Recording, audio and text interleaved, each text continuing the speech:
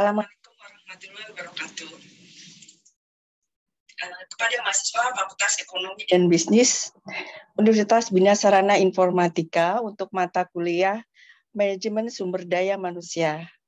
Pada pertemuan pertama ya, ada 17 slide, di mana nanti yang terakhir adalah tentang latihan soal ya.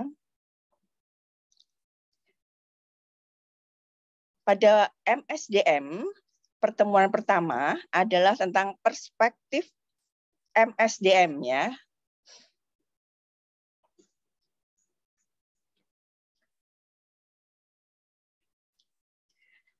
Capaian pembelajaran mata kuliah atau CPMK-nya adalah mampu menguasai konsep teoritis sumber daya manusia secara kritis dan sistematis.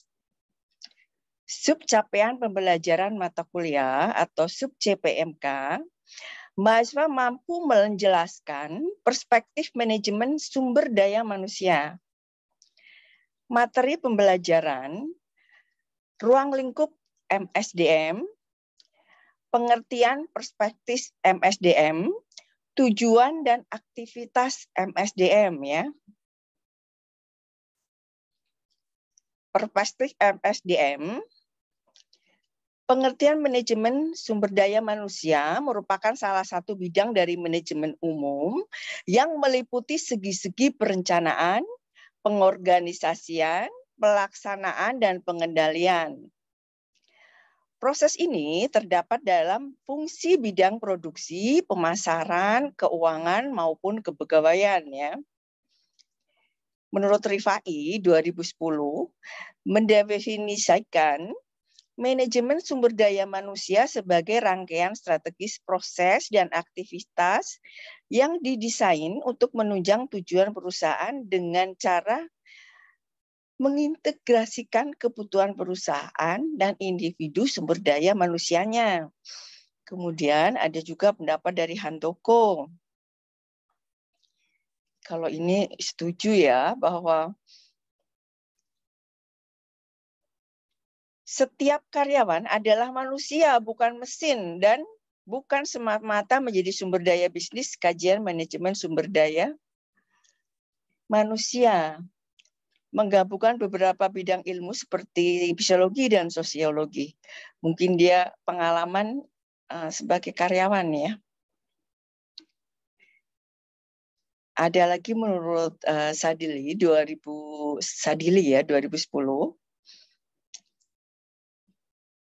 Simamora 2006 juga ada. Kalau dibaca nanti lama ya. Kenapa butuh MSDM? Manusia adalah aset yang paling berharga dalam organisasi, kekuatan organisasi yang tidak bisa dijiplak oleh pesaingnya. Perlu pengelolaan khusus terhadap manusia agar memiliki daya saing yang kuat atau competitive advantage.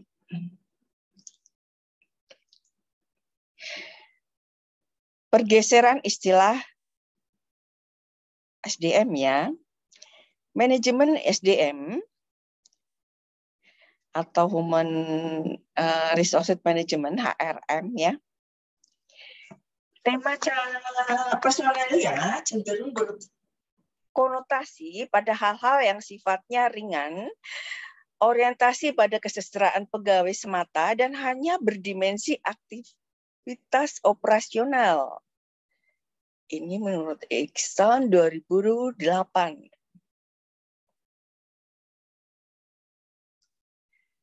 Pergeseran istilah SDM. Istilah human resources, sumber daya manusia, adalah sebuah metafora untuk orang yang bekerja dalam organisasi.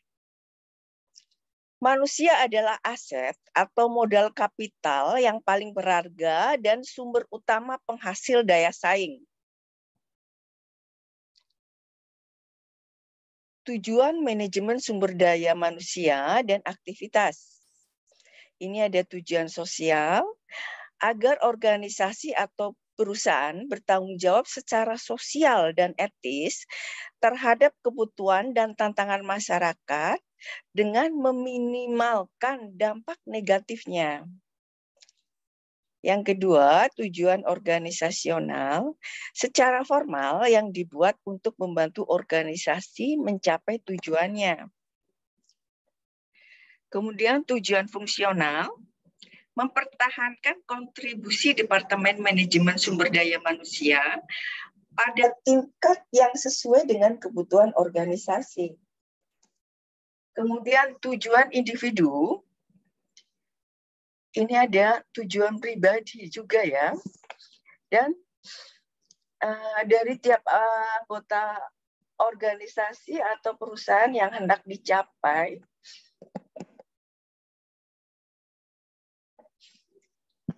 bermacam-macam sih ya soalnya ya.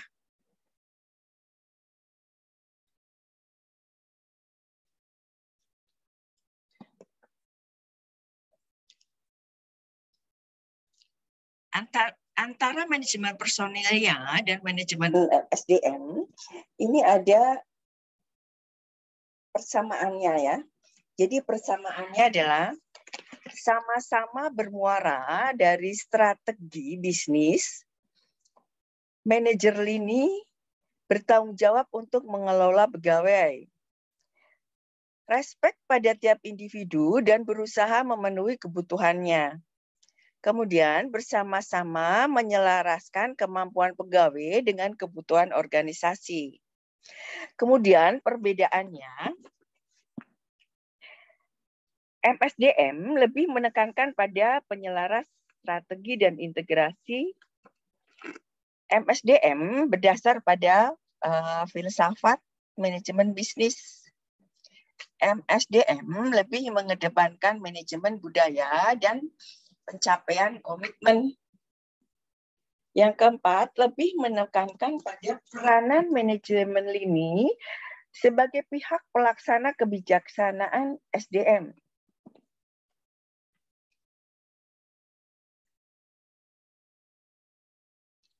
Ini ada lingkungan kerja.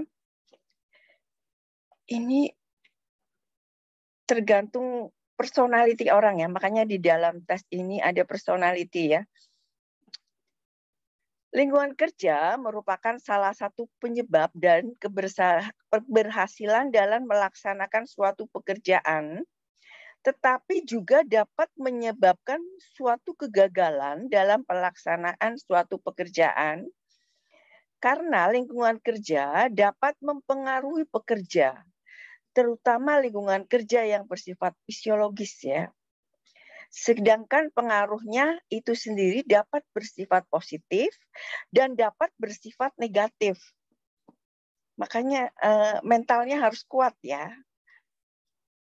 Kalau bisa punya dua usaha, kita bekerja dan punya usaha lain ya. Jadi di sana senang, di sini senang gitu loh.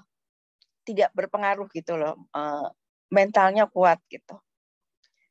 Menurut, itu hanya ide aja sih ya. Menurut Sudarmayanti 2016, definisi lingkungan kerja adalah keseluruhan atau perkakas dan bahan yang dihadapi. Lingkungan lingkungan sekitarnya di mana seseorang bekerja, metode kerjanya, serta pengaturan kerjanya baik sebagai perseorangan maupun sebagai kelompok. Karena bekerja kan ada yang tanggung jawabnya sendiri dan ada yang nanti dipertanggungjawabkan di kelompok ya. Karena kan ada per departemen, per grup gitu ya, per direktorat gitu. Bonusnya juga nanti sendiri-sendiri. Jadi itu harus saling satu dan terkait. Diomelin ya biasa aja. Oh, berarti ada salah ya gitu. Yang biasa aja gitu, karena dimanapun selalu ada ujian. Ganti pekerjaan dimanapun tetap sama ada aja. Rezeki nanti ngikut. Misalnya di sini gajinya kecil, tapi kita punya usaha yang lain gitu ya. Atau suaminya yang bergaji gede gitu. Jadi di sana senang, di sini senang. Atau punya warisan gitu. Pokoknya yang enjoy aja gitu. Karena kita dapat pekerjaan tidak selalu yang kita senangi ya. Menurut Ghazali 2014 juga menyebabkan bahwa lingkungan kerja merupakan keseluruhan sarana dan prasarana kerja yang ada di sekitar karyawan yang sedang melakukan pekerjaan yang dapat mempengaruhi pelaksanaan pekerjaan itu sendiri. Ini nutupi kepalanya ya, makanya saya geser-geser. Kemudian pendekatan, ini ada 3 pendekatan menangani masalah SDM. Ada pendekatan mekanis. Apabila ada permasalahan yang berhubungan dengan tenaga kerja, maka unsur manusia dalam organisasi disarankan dengan faktor produksi lain, sehingga pimpinan perusahaan cenderung menekan pekerja dengan upah yang minim, sehingga biaya produksi rendah. Pendekatan yang kedua adalah paternalisme ya, merupakan suatu konsep yang menganggap manajemen sebagai pelindung terhadap karyawan.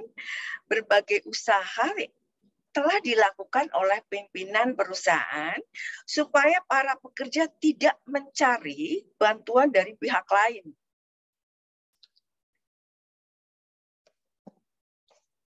Pendekatan sistem sosial memandang bahwa manajemen sumber daya manusia atau personalia merupakan proses yang kompleks dengan kekomplekan kegiatan manajemen sumber daya manusia, maka pimpinan perusahaan mulai mengarah pada pendekatan yang lain, yaitu pendidikan sistem sosial yang merupakan suatu pendekatan yang dalam pemecahan masalah selalu memperhitungkan faktor-faktor lingkungan ya. Ini sampai nutup. Istilah manajemen sumber daya manusia menurut satu ahli dengan ahli yang lain sangat bervariasi ya, tergantung pengalaman para ahlinya masing-masing ya. Dari pendapat para ahli tersebut dapat disimpulkan bahwa manajemen sumber daya manusia adalah kegiatan yang meliputi perencanaan, pengorganisasian, pengarahan dan pengawasan sumber daya, pengawasan semua unsur yang menjadi kekuatan atau daya manusia untuk dipergunakan memenuhi kebutuhan dalam rangka mencapai tujuannya. Jadi perencanaan, pengorganisasian, kemudian penggerakan dan pengawasan ini dapat membuat akan nanti bagaimana akan pengadaan pegawai atau rekrutmen. Biasanya kan karena memang kebutuhannya atau memang ada yang pensiun. Kemudian setelah itu, misalnya setelah didapat rekrutmen dengan berbagai macam seleksi, kemudian ada pengembangan dari pegawainya. Mana yang bagus gitu ya. Kemudian ada kompensasinya. Kompensasinya ini bisa berupa gaji, otomatis ya, bonus, fasilitas, dan lain-lain. Terus ada pengintegrasian, ada pemeliharaan, ada pemutusan hubungan kerja. Ini jika dirasa di kedua belah pihak tidak sejalan ya. Bisa dari karyawannya mungkin dapat pekerjaan yang lain, atau dari perusahaannya yang kepengen mengganti karyawannya yang lain bisa dengan pemutusan hubungan kerja.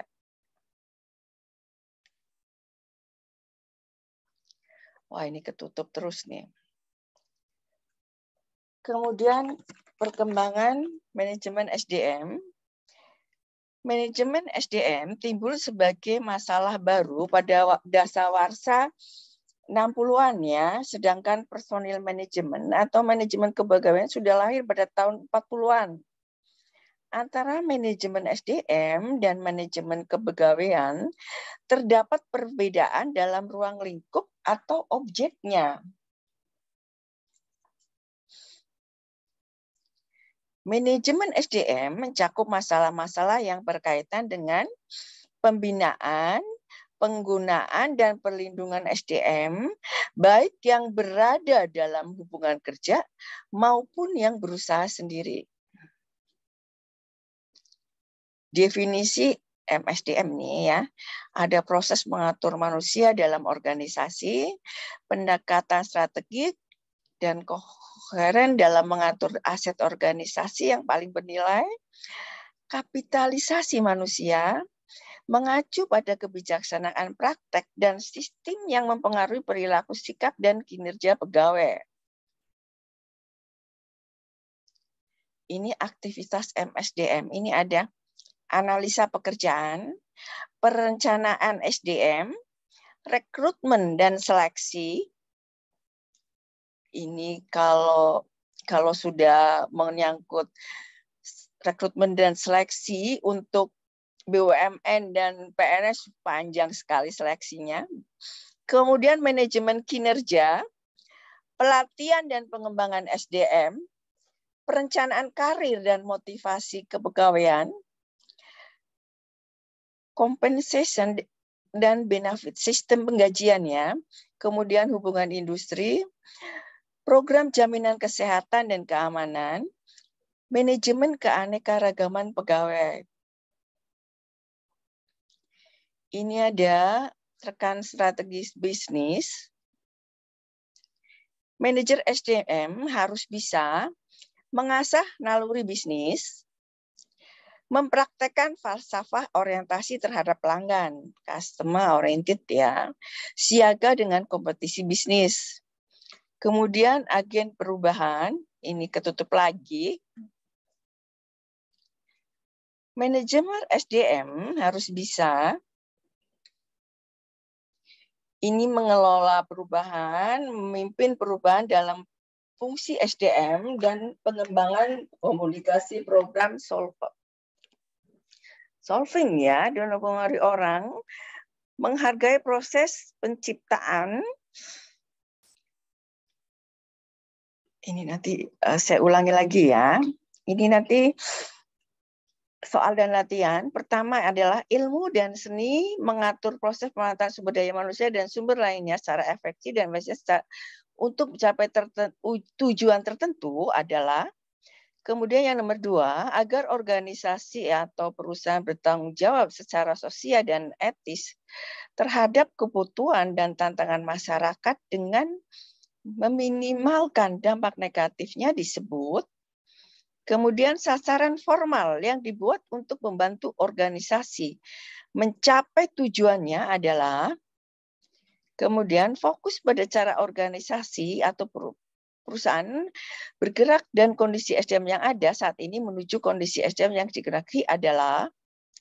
Kemudian yang kelima, mempertahankan kontribusi Departemen Manajemen Sumber Daya Manusia pada tingkat yang sesuai dengan kebutuhan organisasi adalah. Sekian, Assalamualaikum warahmatullahi wabarakatuh. Mahasiswa maklum ya, ini tanpa edit soalnya.